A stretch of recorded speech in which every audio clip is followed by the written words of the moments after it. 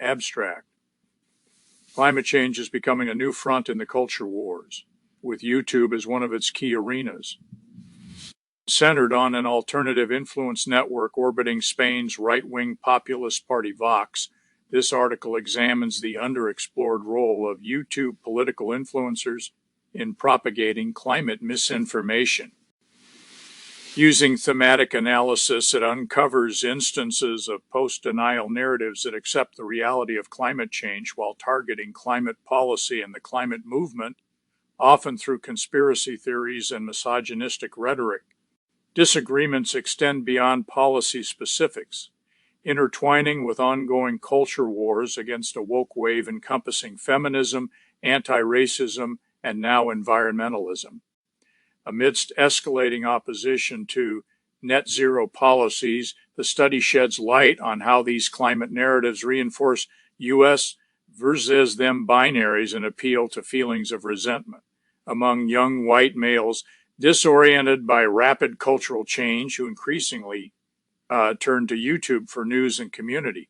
Despite these divisions, the study identifies potential common ground in environmental values and benefits like clean air.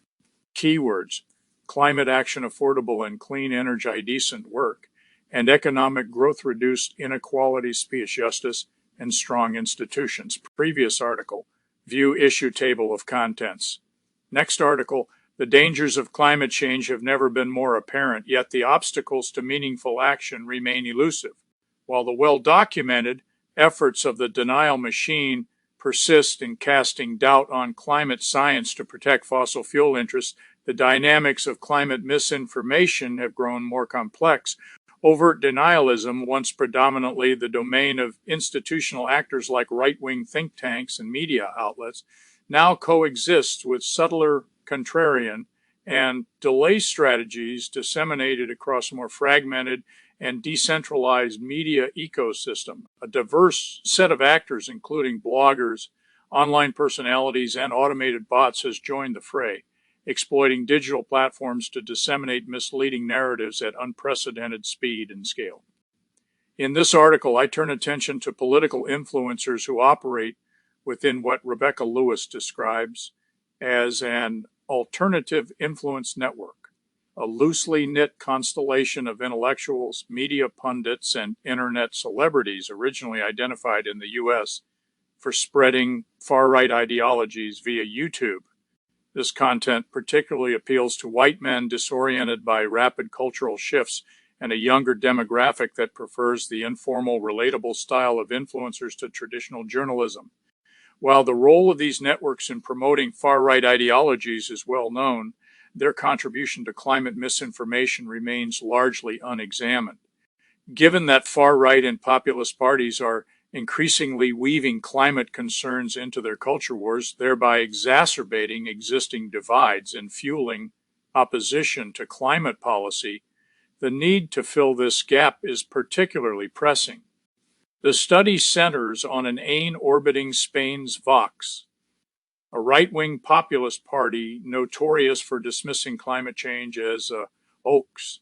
As the impacts of climate change become harder to deny, Vox is undergoing an environmental turn, mirroring similar shifts among its European counterparts. Though not always consistent, the party predominantly embraces green patriotism, acknowledging the reality of climate change and advocating localized, culturally resonant conservation efforts while rejecting international climate agreements as a globalist elitist agenda. Vox's innovative use of social media to bypass hostility from mainstream media outlets, along with its appeal among young voters and ties to global disinformation networks, further underscore the relevance of this case for the study of online climate misinformation. The study's findings, based on a thematic analysis of climate-related content from 11 leading voices in this aim, confirm the shift towards post-denial narratives among Europe's populist right. Instead of disputing the science of climate change, their criticism focuses on the green transition, often resorting to well-known contrarian and delay narratives. Other common themes are the use of conspiracy theories to question the motivations behind the green transition, the portrayal of climate initiatives as elitist, and accusations that proponents manipulate public opinion with alarmist rhetoric while failing to practice what they preach. The findings support the notion that climate change discussions have become deeply intertwined with culture wars, as illustrated by some influencers within this network framing climate action as part of a broader woke agenda threatening Western civilization. The article opens with a review of existing literature on climate misinformation, emphasizing the critical but as yet underexplored role of political influencers on YouTube. It then provides a brief history of Vox, outlines the study's methodology, and presents its findings.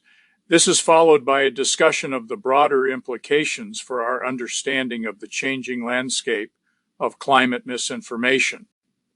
The concluding remarks outline pressing challenges and latent opportunities for engaging with communities across ideological divides, the evolving landscape of climate misinformation. The digital age has seen a surge in concerns over fake news and post-truth, especially following events like Brexit and Donald Trump's election victory in 2016, yet efforts to manipulate public opinion have been underway for quite some time. In the domain of climate change, major oil and gas companies have long campaigned to sow doubt in the scientific consensus to protect their interests by employing misleading claims and fallacious arguments. While not always labeled as misinformation, terms like denial, skepticism, contrarianism, and delay all fall under a more expansive category of narratives designed to mislead or inaccurately represent factual information about climate change, its origins, impacts, and potential solutions. At least since the late 1980s, following James Hansen's congressional testimony on climate change that helped raise broad awareness of global warming, the media have been a major actor in the climate counter-movement, a coordinated network aimed at undermining the reality and threat of global warming.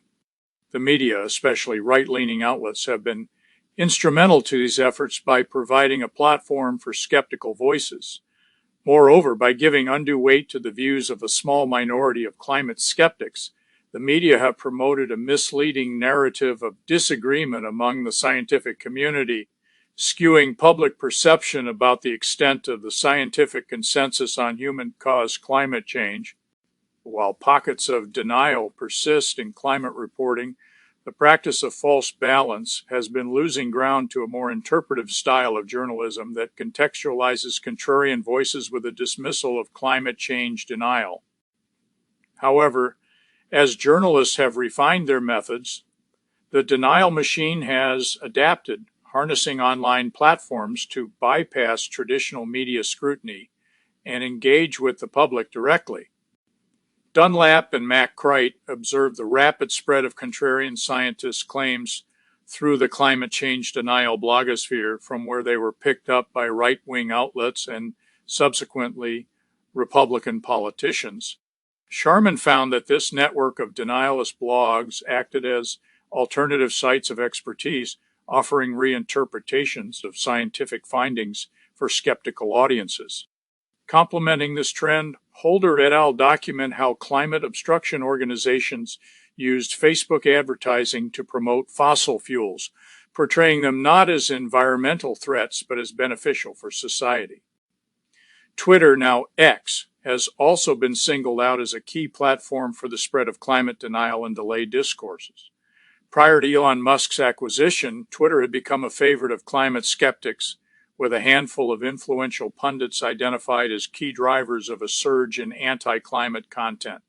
A recent development is the increase in automated content dissemination, exemplified by 1/4 of Twitter discussions on Trump's withdrawal of the U.S. from the Paris Agreement being driven by automated accounts.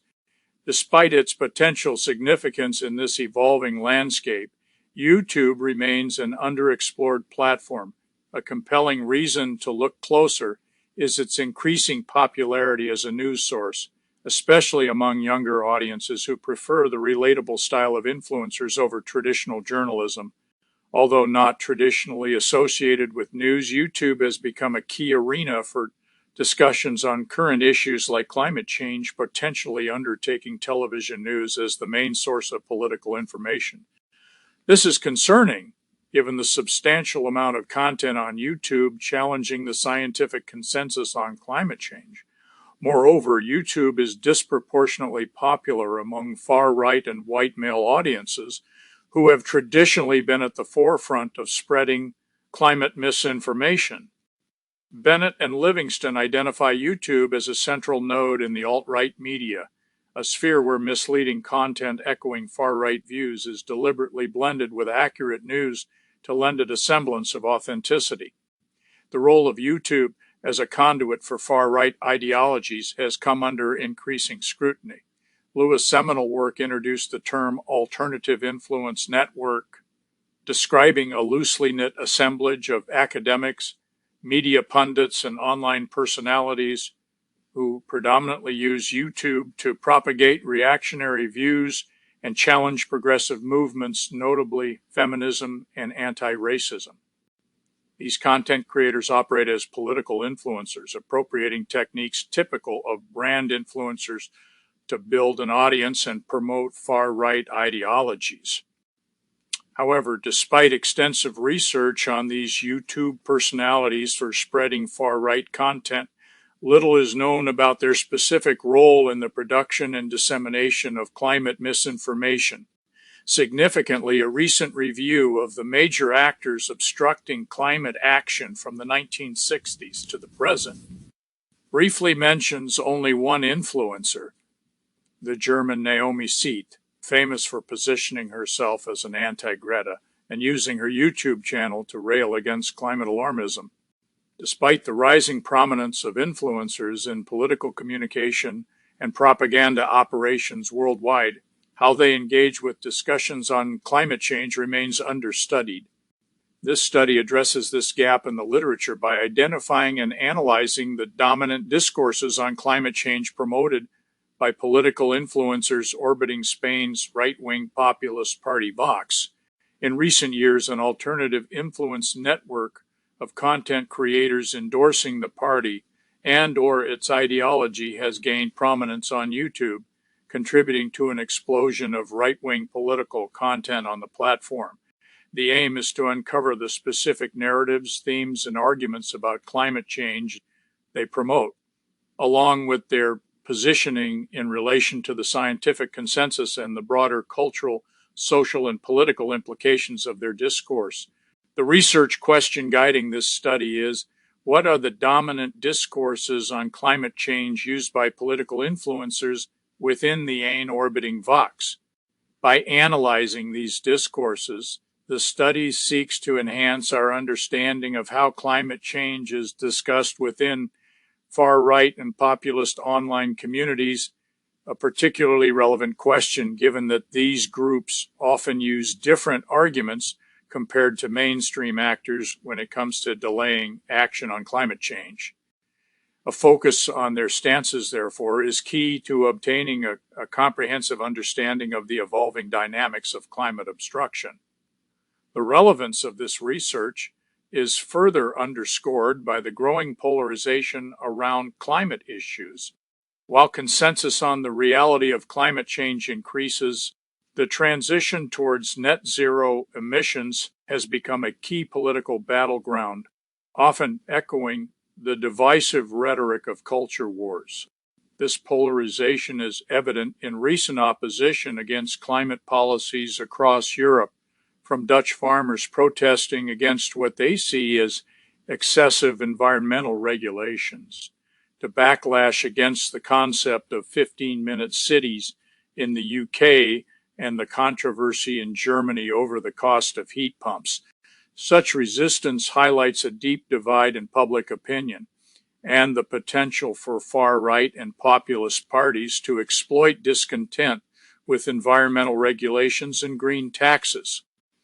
With many European governments scaling back environmental targets over concerns about a greenlash, even as climate change impacts intensify, This study is critical for both advancing understanding of the role of misinformation in climate policy resistance and identifying strategies to promote inclusive climate action that bridges political divides. Vox, a threat to the green transition. A prominent voice seeking to exploit discontent with environmental policies is Spain's right-wing populist party Vox. Founded in 2013 amid political and economic instability, Vox emerged as a radical right-wing alternative to Spain's center-right Popular Party. It made its legislative debut with a strong showing in Andalusia's 2018 elections and became the country's third largest party by the 2019 general elections with 15% of the votes. Vox has since tripled its local council presence and formed coalitions with the PP in several regions. Vox is generally considered a right-wing populist party, although the definition of populism is contested. Scholarship on Latin American populism has tended to conceptualize populism as a political strategy, where a dominant personality seeks to mobilize mass constituencies from above in order to gain or maintain power. In Europe, conversely, populism is more often understood as a thin-centered ideology that divides society into two homogeneous camps, the pure people and the corrupt elite, and views politics as an expression of the general will of the people. The challenge of determining whether populism is employed strategically or ideologically has led some to define it in purely discursive terms as a pro-people, anti-elite discourse or frame. The ideational approach sidesteps this challenge, seeing populism as a set of ideas characterized by a Manichaean distinction between the people and the elite, asserted either strategically or out of genuine conviction.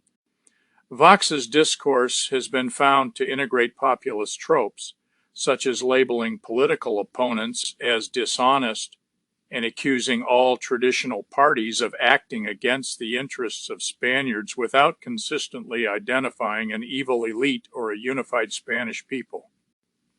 Vox's discourse merges populism with a nationalist project aimed at reinforcing a certain narrative of Spanish identity, one that prioritizes historical continuity and national unity. Footnote. Spanish nationalism is central to Vox's ideology, with the party showing a pronounced aversion to regional identities, especially those of Catalonia and the Basque Country. Another key element of Vox ideology is opposition to immigration, which the party associates with increased crime and social instability. On the economic front, Vox subscribes to neoliberal orthodoxy, endorsing tax cuts and limited government. On social issues, Vox champions traditional values often rooted in religious beliefs and opposes so-called gender ideology. Vox's message has struck a chord with conservative young and male voters who constitute its primary voter base. Regarding the issue of climate change, Vox discourse is widely associated with climate denialism. Closer examination, however, reveals a more nuanced and sometimes contradictory stance. While some Vox representatives have indeed denied climate change, even dismissing it as a hoax, others within the party openly affirm its reality and anthropogenic origins. Official party communications often tacitly recognize the issue by endorsing renewable energy and carbon capture technologies as effective emissions reduction strategies. Yet, at its core, Vox's primary point of contention is not the scientific underpinnings of climate change, but rather the policy measures designed to address it. These are systematically portrayed as elitist impositions threatening national culture and sovereignty.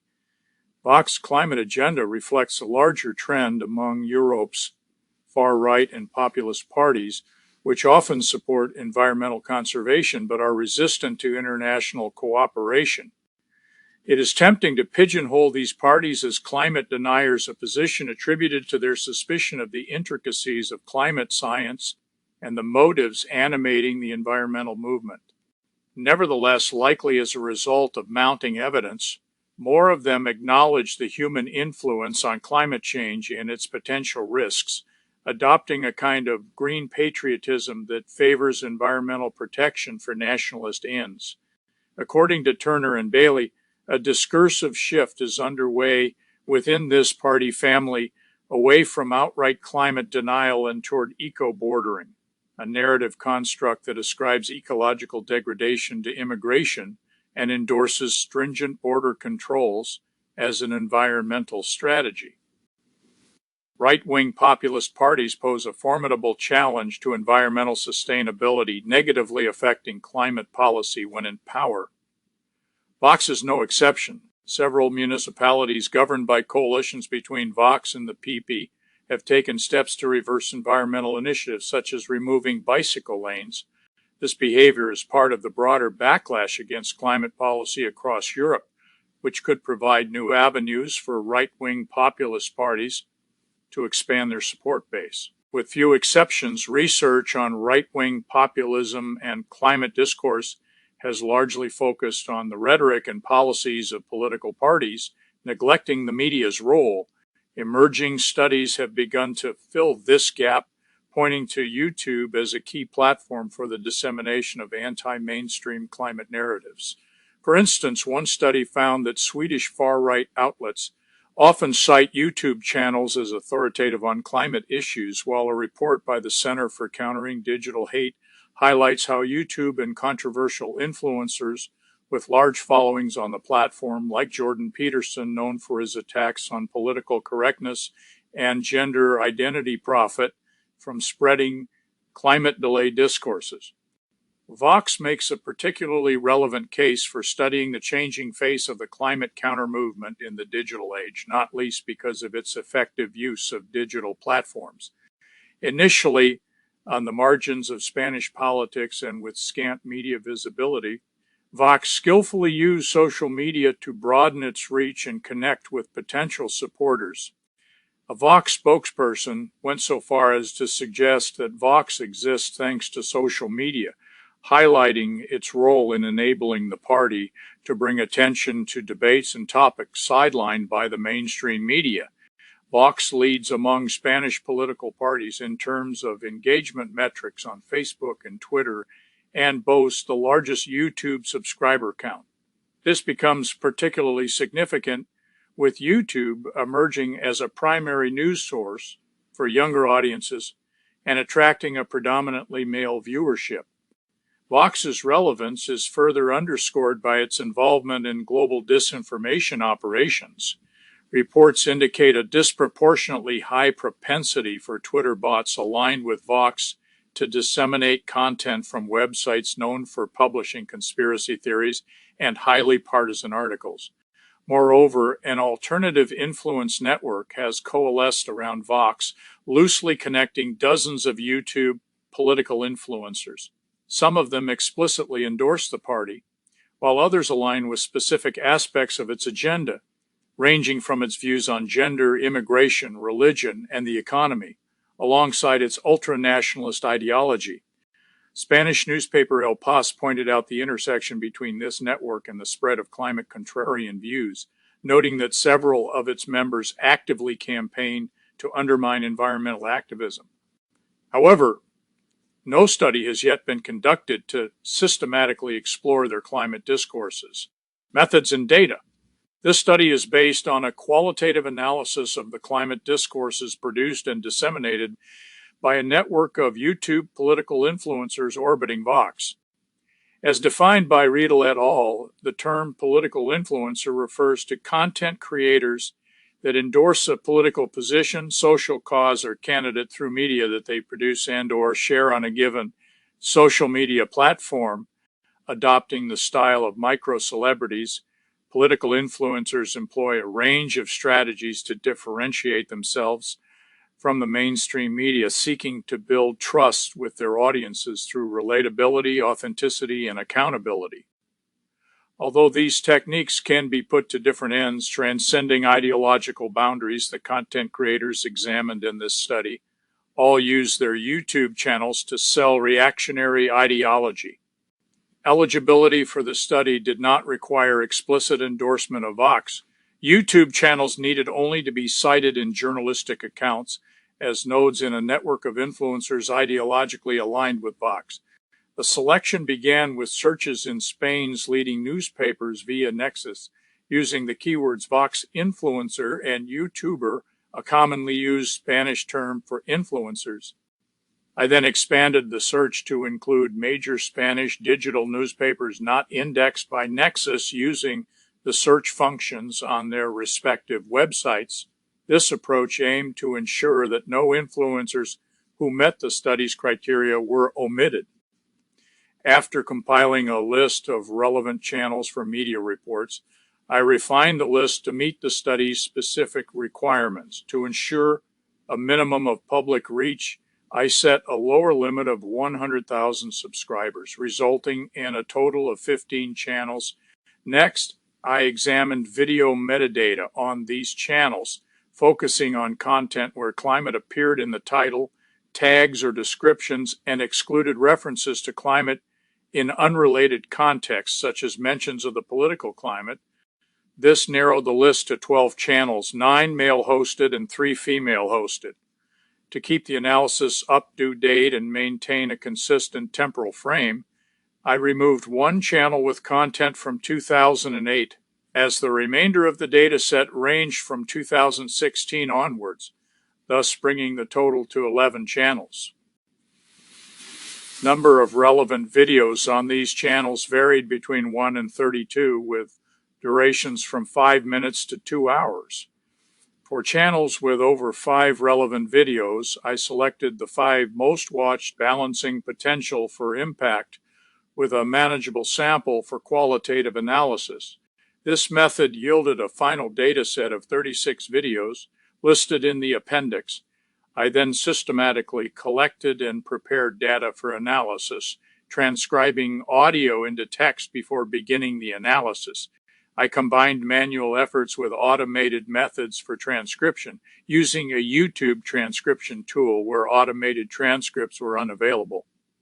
This hybrid approach allowed me to correct inaccuracies in the automated transcriptions. For instance, an automated transcription of a video by InfoVlogger mistakenly converted Ola Woke into Hora Walk, underscoring the need for manual checks to ensure accuracy. The length of the transcriptions varied widely, from as few as 1,034 words in the shortest video to as many as 116,854 in the longest, with the average transcription length being around 6,000 words.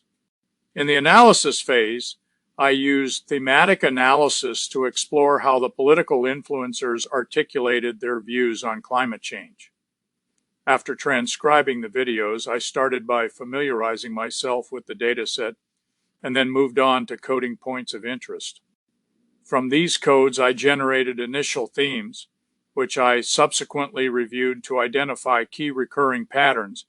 I opted for a single coder approach, often favored in approaches to thematic analysis that view researcher subjectivity not as a barrier to coding, but as an asset to be harnessed. This process was recursive, allowing me to continually refine themes by moving back and forth between phases. Given the exploratory nature of the research question, my approach to data coding and theme development started inductively. However, I soon adopted a more deductive approach upon recognizing strong links to theoretical concepts, prompting me to code around these ideas. In the review process, I focused on refining the themes to ensure they were focused and relevant. This involved making both minor adjustments, such as clarifying central organizing concepts, and more substantial changes, such discarding themes that did not directly align with the research objectives. This approach helped uncover the influencers' stances on climate change and how these intersect with their broader political agendas. Footnote: thematic analysis results. The thematic analysis uncovered 6 themes: recognition of the scientific consensus on climate change, with influencers accepting this consensus and drawing a clear line between outright denial and their objection to alarmist forecasts, objection to the denialist label, framing it as a derogatory term used by elites to suppress dissent, use of contrarian and delayed discourses, acknowledging climate change but criticizing climate policies and the climate movement, use of conspiracy theories to discredit the climate movement, hinting at ulterior motives behind environmental advocacy, convergence of climate contrarianism with far-right targets, blending climate skepticism with broader culture war issues, and support for sustainable practices supporting environmental conservation despite opposition to mainstream environmentalism. These themes are outlined in Table 1. Table 1, main themes identified in the climate discourse of YouTube political influencers orbiting Vox. Download CSV display table. The thematic analysis reveals a striking absence of outright climate denial. Bigoa Gurpi stands out as the only political influencer in the dataset who denies climate change, yet even her position is marked by ambiguity. Gurpi commits a classic denialist fallacy by conflating weather and climate. I don't notice major changes, but quickly tempers her statement, clarifying, I do not intend to deny that the climate is changing. Gurpi acknowledges her lack of expertise in the field and ultimately defers to experts. I am a layperson. Let the experts speak. The prevailing ethos is not one of climate denial, but rather an explicit recognition of the scientific consensus. Libertad y lo que surja cites overwhelming proof as evidence for human-induced climate change, while Llano Garca considers climate denial absurd. UN to Blanco Hetero, although critical of alarmist forecasts, emphasizes the importance of acknowledging humanity's role in climate change, warning against letting failed catastrophic predictions cloud our perception of reality. Wall Street Wolverine, who otherwise identifies with Trump's politics, takes him to task for his refusal to acknowledge climate change and reluctance to champion renewable energy. Describing these political influencers as denialist is not entirely accurate and could be counterproductive, intensifying their feelings of being unfairly attacked. Bigoa Gurpi and UN to Blanco Hetero object to their critical stance on mainstream climate policy being labeled as denialism, a term they find pejorative and strategically aimed at silencing dissent. UN to Blanco Hetero even jokes that questioning received wisdom on climate change must make him very fascist and denialist. This comment dovetails with broader concerns about censorship and so-called cancel culture. Llano Garca criticizes journalist Angels Barcel for advocating a media ban on climate deniers on her radio show, interpreting it as evidence of an attack on free speech from both the right and the left. Infovlogger similarly warns that even a slight deviation from the mainstream environmental script can result in a YouTube ban, an outcome he frames as censorship. Inocente Duke suggests that shunning those who question mainstream views is not conducive to constructive dialogue. Recognizing the limitations of the term climate denier does not mean we overlook these influencers' involvement in spreading climate misinformation. Instead, it redirects our attention toward the subtler ways they present their messages. While steering clear of direct challenges to the core tenets of climate science, they disseminate misleading information through contrarian claims aimed at proposed climate policies and the climate movement often veering into the realm of conspiracy theory. A common thread in their critiques of climate policy is the conflict between environmental goals and individual liberties. For instance, UN to Blanco Hetero discerns a totalitarian impulse among those advocating for stringent environmental regulations, accusing the climate movement of imposing lifestyle choices. Similarly, Infovlogger points to potential restrictions in areas like travel and diet. Another prevalent thread focuses on the financial impact of environmental policies. Yanogarka draws attention to the economic burdens, such as green taxes, lamenting that climate change has morphed into a lucrative enterprise for a select few. Juan Ramon Rallo, echoing concerns raised by high-emitting countries like China and India, views green policies as a threat to economic growth. He even suggests that emerging economies have a right to prosperity that could be compromised by net zero policies. References to countries like India and China in the dataset are often embedded within what Lam et al. Categorize as whataboutism, a discourse of denial suggesting that higher emitting countries should shoulder a greater responsibility in the fight against climate change. Yanogarka, noting that China is responsible for nearly 1/3 of global emissions while Spain's contribution is a mere 0.9%, questions why the Western citizen should bear the financial burden of salvation. Likewise, Juan Ramon Rallo cites data from the Global Carbon Project to emphasize the striking emissions gap between Spain and China.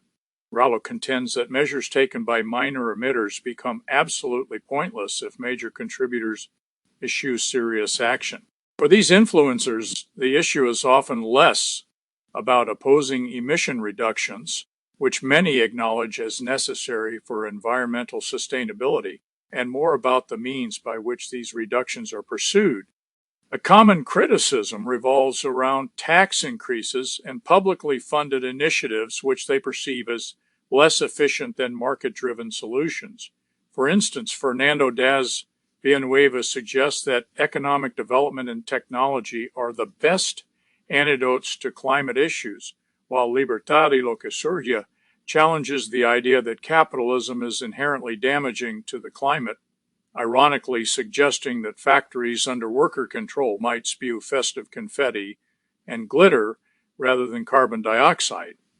He advocates for a free market approach, referencing data that presumably demonstrates the superiority of capitalist systems over state-controlled ones in environmental outcomes. With enthusiastic techno-optimism, he asserts that issues like water scarcity are surmountable with emergent technologies, citing desalination plants as an example, and that such advancements could seamlessly solve the issue without us even realizing. Beyond criticizing prevailing climate policies as damaging, difficult to enforce, and inefficient, several influencers target the broader climate movement. They portray scientists, advocates, the media, and politicians as hypocritical and prone to alarmism, sometimes implying they are either influenced by or actively taking part in a conspiracy to exploit environmental concerns for personal or political gain. The accusation of hypocrisy has become a recurring theme in public discussions about global environmental summits, particularly the United Nations Conference of Parties events. These summits have offered plenty of examples of inconsistencies, which critics, like the influencers in this study, have eagerly seized upon. Prominent among them is the behavior of celebrity campaigners who advocate for environmental action, yet travel to these events in private jets. In a video on the 2019 Madrid COP25, Una Alienada depicts Spanish actor Javier Bardem as a Hollywood millionaire flying to Spain on his private jet to lecture on pollution. Libertad y lo que surge also produced a video about the Madrid summit, calling attention to glaring contradictions, such as monitors left on and mishandled waste. During COP26 in Glasgow, Unta Blanco Hetero sarcastically praised the decision to convene in person as a means to avoid pollution generated by Zoom-connected computers. Some influencers also criticized the climate movement's alleged tendency towards alarmism and the apocalyptic nature of certain predictions. For instance, Unta Blanco Hetero notes that according to some of these dire predictions, the Arctic should have already disappeared and Venice should be underwater. Yanogarka cites a New York Times article highlighting the publication's reputation before wryly pointing out that its prophecy of humanity disappearing within 2 decades under a cloud of blue steam is somewhat overdue. However, he omits that the forecast originated not from the newspaper itself, but from an interviewee. Similarly, he inaccurately cites a 1971 Washington Post article as titled, "New Ice Age Coming," when in fact the title indicates the prediction comes from a U.S. scientist. The list goes on. Moreover, Garza does not disclose that his examples might have been compiled from a list on the American Enterprise Institute's website, a right-wing think tank with a long history of promoting climate denial. Claims against alarmism often veer into conspiracy theories, suggesting that advocates within the climate movement use apocalyptic, emotionally charged rhetoric as a smokescreen for ulterior motives. Yano Garca contends that climate advocates deliberately conjure a climate of panic to make the public turn to the state for rescue. He believes this makes it easier for governments to impose new fiscal burdens and restrictions, which people are more inclined to accept for a sense of security and a promise of salvation. Likewise, UN2 Blanco Hetero warns about the rise of a superstructure trafficking in fear and hollow moralism to justify increased taxes and restrictive legislation. Libertad y lo que surja, in a similar vein, dismisses a statement by then Spanish Minister of Consumer Affairs Alberto Garzón advocating for reduced meat consumption as mere rhetoric to prompt public support for new taxes. Common targets of these conspiracy theories are international gatherings like the Davos World Economic Forum, caricatured as a secretive meeting to plot world domination alongside tech magnates such as Bill Gates, accused of exploiting environmental concerns for personal gain. Infovloggers suggest that Gates' push to reduce traditional meat consumption is more about capitalizing on the meat substitute market than genuine altruism. It has indeed been reported that Gates has financial stakes in these markets, but Infovloggerettes claim that real meat will be reserved for the elite leans into conspiracy theory territory. Venturing further into this territory, Wall Street Wolverine asserts that one would have to be very naive to believe there are only good intentions behind these investments, while Juan Ramon Rallo argues that climate policy is part of a larger ideological project aimed at controlling our lifestyles and advancing a far-left political agenda. In several instances, these influencers' attacks on the environmental movement intersect with usual targets of the far right, invoking the pejorative term social justice warriors, popularize the alt-right. David Santos derides climate activists as armchair revolutionaries, highlighting the contradiction between their environmental advocacy and their tendency to litter, particularly with plastic during botellones. Inocente Duque directs his ire towards the young climate activists who glued themselves to paintings in Madrid's Museo del Prado, calling them uneducated and suggesting they deserve strong disciplinary measures, even a slap in the face. Yano Garca dismisses these activists as naive and describes the very notion of activism as repulsive. His disdain centers on New York Congresswoman Alexandria Ocasio-Cortez, a strong proponent of environmental reform and climate justice, whom he considers grotesque and repulsive. One climate activist in particular, Greta Thunberg, stands at the epicenter of their contempt, with their comments often tinged with misogyny. Una Alienada dubs her diabolical doll, evoking the character Chucky from the horror movie Child's Play. Unda Blanco Hetero proclaims his hatred for Thunberg, describing her as the most disgusting person in the world. David Santos, referencing Thunberg's famous 2019 UN speech where she accused world leaders of stealing her childhood, shares his own experience of working from age 13 to support his family. He argues that her sailing adventures hardly qualify as a stolen childhood and complains about the financial toll of green policies, claiming they are robbing me of my life. This strong language against climate activists reveals a deeper entanglement of climate issues with wider culture wars, where the battle lines are drawn not only over issues like political correctness, LGBTQ rights, and freedom of speech, but also over environmental policies. In this extended culture war, these influencers position themselves and their viewers as an oppressed group standing up against a powerful climate elite and their leftist allies. Infovlogger warns of a woke wave encompassing not only feminism and anti-racism, but also environmentalism. UN to Blanco Hetero sees advocacy for green policies as the latest in a line of identity politics movements that co-opt noble causes, such as combating gender discrimination and racism, to turn them into exclusive, polarizing ideologies. Such movements, he claims, exploit legitimate concerns to push their dogmatic beliefs, casting dissenters as evil. Among the various ideologies lumped into this woke wave, feminism stands out with particular prominence in the eyes of these influencers. Bigoa Gerpe notes a moral equivalence between the two, arguing that questioning conventional wisdom about either climate change or patriarchy risks one being immediately labeled as a bad person.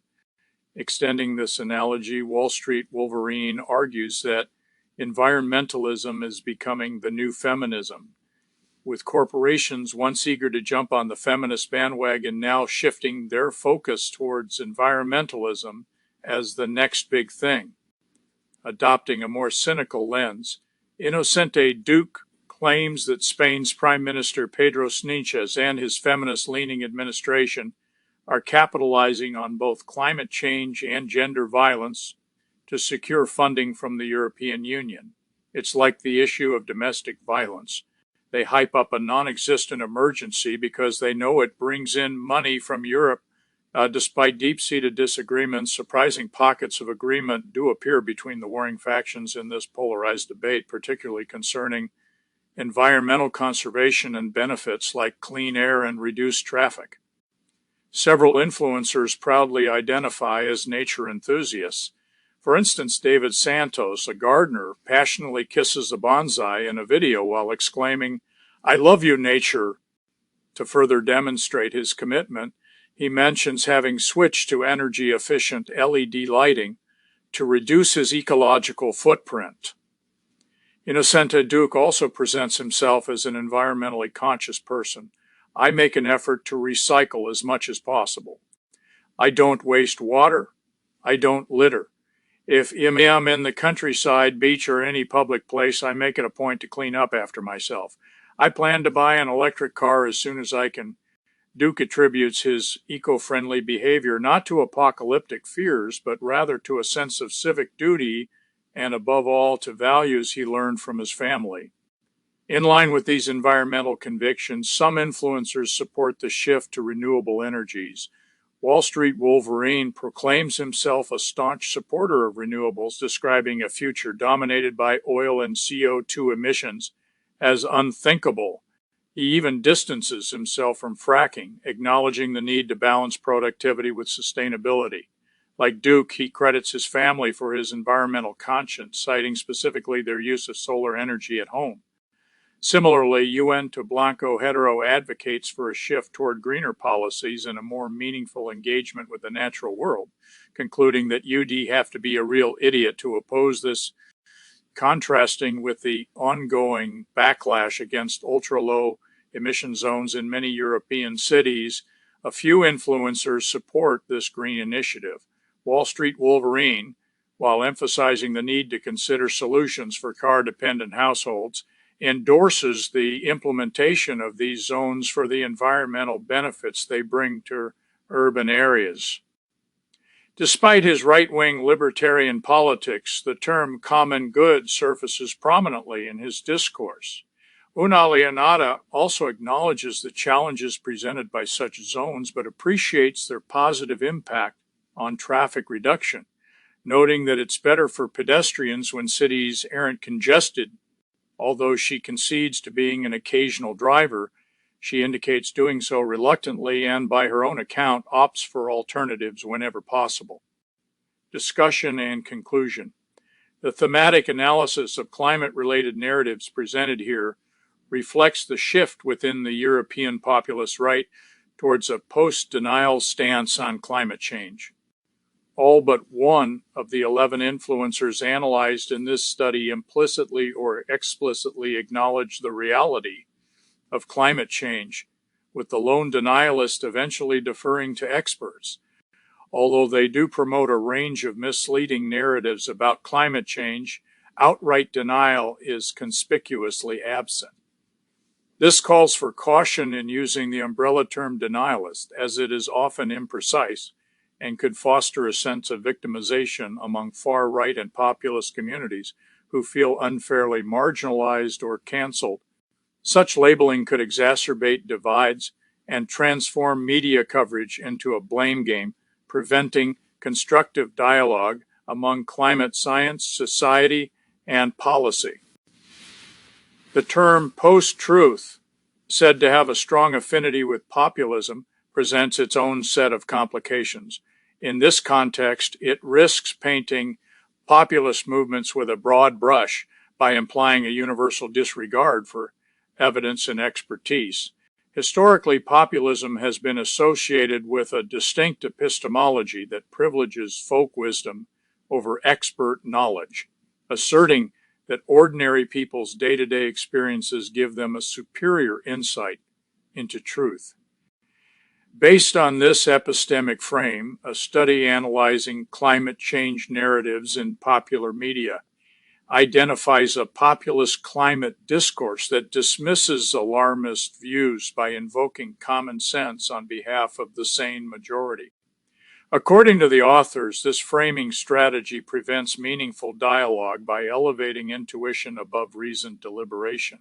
Contrary to this stereotype, the influencers analyzed here rarely resort to folk wisdom to support their arguments. Instead, they use scientific evidence to contest what they perceive as the politicization of climate science, fashioning themselves as rational alternatives to apocalyptic climate narratives.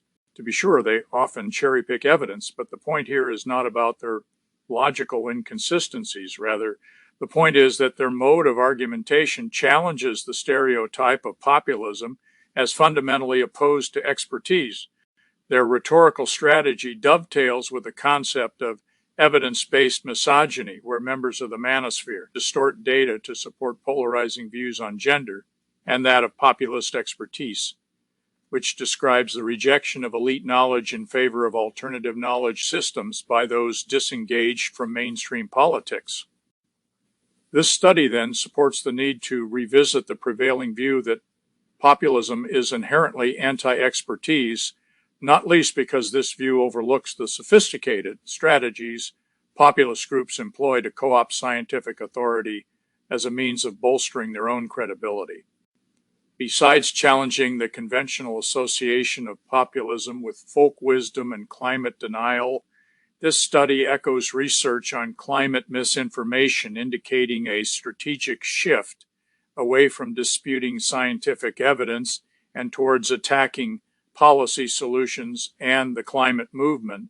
Footnote: regarding policy solutions, the influencers examined here raise three main criticisms. First, they emphasize potential negative impacts on individual liberties and the economy, often incorporating whataboutism to question the West's leadership in carbon reduction. Second, they view the lack of public support for green policies as a significant hurdle to their successful implementation, making authoritarian solutions necessary. Third, they highlight the inefficiency of government-led solutions, instead advocating for market-driven approaches and technological progress as more effective means to address climate challenges. As for the climate movement, they use two main strategies to undermine its credibility. First, invoking the notion of personalized climate hypocrisy, they highlight discrepancies between the public, eco-friendly messages of prominent climate advocates and their private, carbon-intensive lifestyles. Second, they contest perceived alarmism in mainstream climate discourse, often promoting conspiracy theories that elites resort to doomsday narratives to manipulate public opinion and are primarily motivated by self-enrichment. This reliance on conspiracy theories adds another layer of complexity to prevailing assumptions about the affinity between populism and post-truth. From the vantage point of these influencers, they are not exponents of post-truth, but rather its antithesis. They see themselves as bastions of reason in an ocean of emotionally charged fake news, actively working to expose the deceptive maneuvers employed by climate elites. In doing so, they exemplify the notion of populist conspiracism, reflecting an epistemic cleavage that separates the lies promoted by an outgroup intent on hiding the truth and the truths upheld by the in-group. Some arguments put forth by these influencers stem from legitimate doubts about the fairness of the green transition and should not be hastily dismissed as misinformation or lies.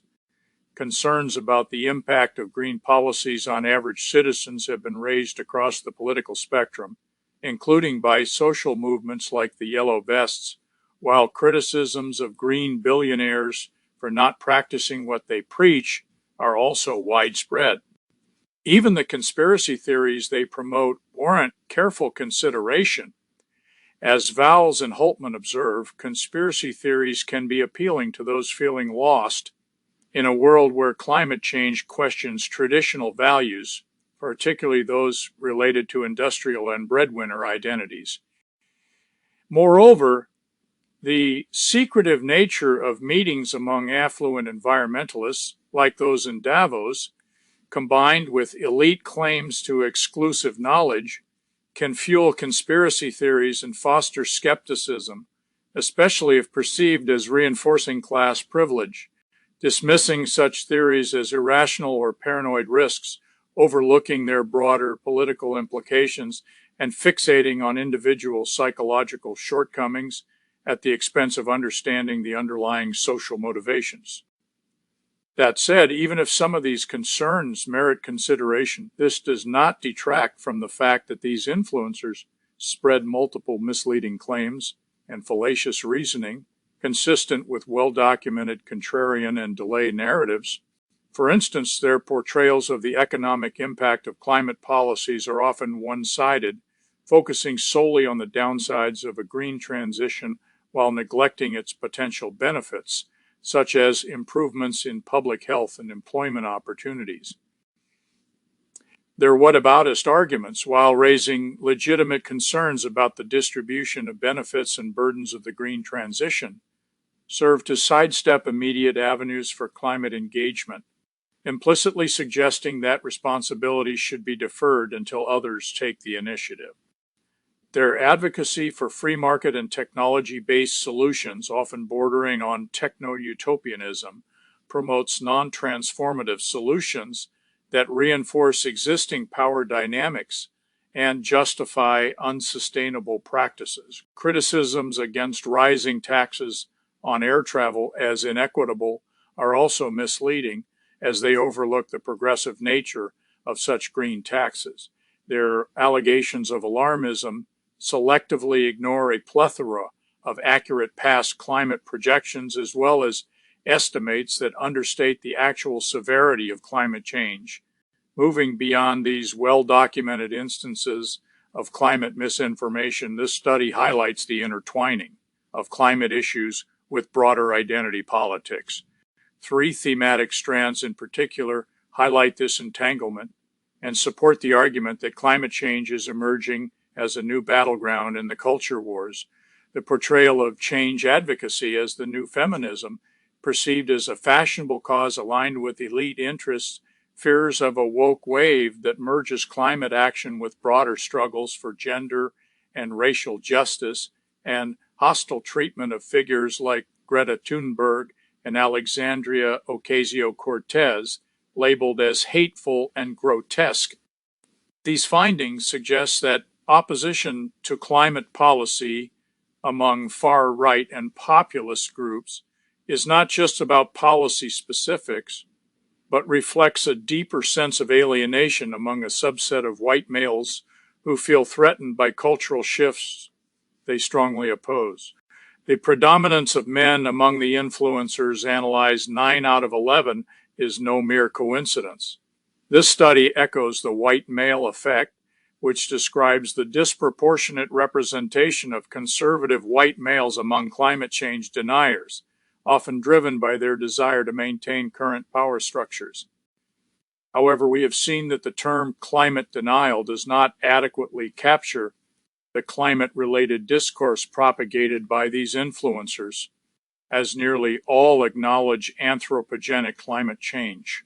Their departure from denialist positions historically associated with this demographic might be interpreted as a strategic shift aimed at engaging younger conservative males, a key demographic on YouTube, who may be more climate conscious than older generations. The engagement of these content creators in a climate culture war reveals a paradox. They take pride in their identity as rational thinkers and condemn environmentalists for their emotional appeals, yet they simultaneously craft emotionally charged messages that seem designed to elicit strong feelings of resentment among their followers. While they may not explicitly embrace populism's preference for common sense over expertise, their rhetoric carries strong populist undertones, especially when casting themselves as beleaguered truth tellers silenced by climate elites. Here, the goal subtly shifts from enriching climate discussions to rallying a specific demographic conservative white men by embedding climate policy dissent within a broader narrative of cultural resistance. As a result, what emerges is less an objective, dispassionate analysis of the issues and more a deep story that furnishes the raw materials for constructing a political common sense, one that conveniently upholds the status quo.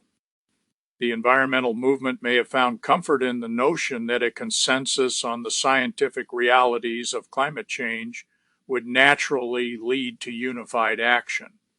This belief, rooted in the information deficit model, assumes that public skepticism or indifference towards climate change stems primarily from a lack of understanding of the science.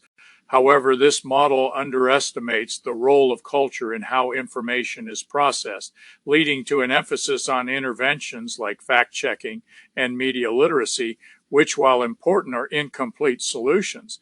Beyond these essential efforts to debunk and pre-bunk obstructionist arguments, achieving consensus requires understanding the social and cultural contexts that render climate misinformation appealing in the first place. Crange et al. Highlight this very point, arguing if climate science is rejected due to ideological reasons, denial cannot be decreased solely by scientific communications. Underlying motivations need to be identified and addressed. Meanwhile, focusing on shared environmental values could help bridge political divides. This approach is hinted at by some political influencers who support environmentally friendly practices like recycling, using solar panels, and replacing combustion vehicles with electric ones. It is vital to recognize, however, that solely pushing for solutions that emphasize personal consumer choices can redirect responsibility away from the fossil fuel industry and towards individuals, overshadowing the need for systemic change. This approach, exemplified by ExxonMobil's strategy to minimize the severity of climate change and place the burden of action on consumers, risks reinforcing the very narratives that diminish the urgency of collective action and policy reform. Still, emphasizing these common values offers a promising opportunity to move beyond existing divides and broaden support for environmental advocacy. An important limitation of this study is the lack of longitudinal analysis. It focused on identifying dominant patterns in climate discourse without examining their evolution over time. Given that data collection concluded in July 2023, the study may not reflect the influencers' latest stances. This limitation is particularly relevant for discussions on low emission zones, which have become increasingly politicized. Future research could benefit from adopting a longitudinal approach to track how stances on climate policies held by far-right and populist communities change as these issues become more politically charged. Despite this limitation, this study offers valuable insights into the evolving strategies used by those seeking to undermine urgently needed climate action, particularly regarding the prevalence of post-denial narratives and the use of culture war rhetoric to attack climate policies and the climate movement. This study also offers valuable insights for engagement. It suggests avoiding blanket categorizations of these communities as denialist and instead emphasizing mutual environmental responsibilities alongside economic and job benefits of green industries.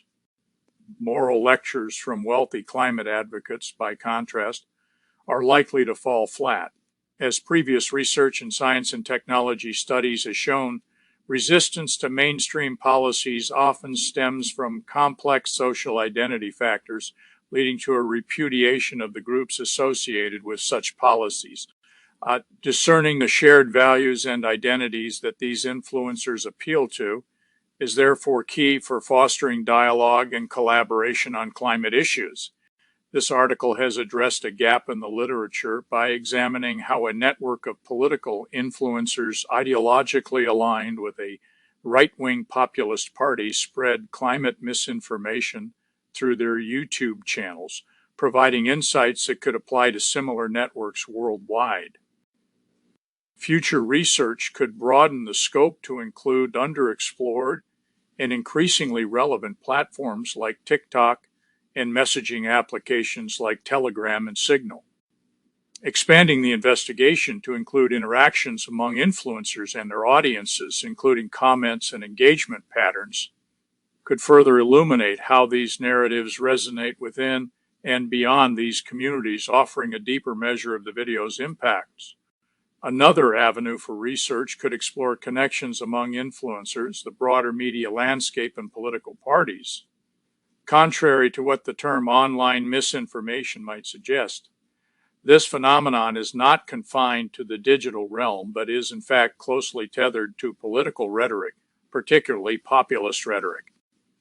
Acknowledging this connection is crucial for tracing the origins of these narratives and understanding their impact on public opinion, a pressing issue given the growing resistance to climate policies among the populist right and the wider public. Supplemental material. From Denial to the Culture Wars, a study of climate misinformation on YouTube, 403. Views, 0. Shares, 84. Downloads, skip to Figshare navigation.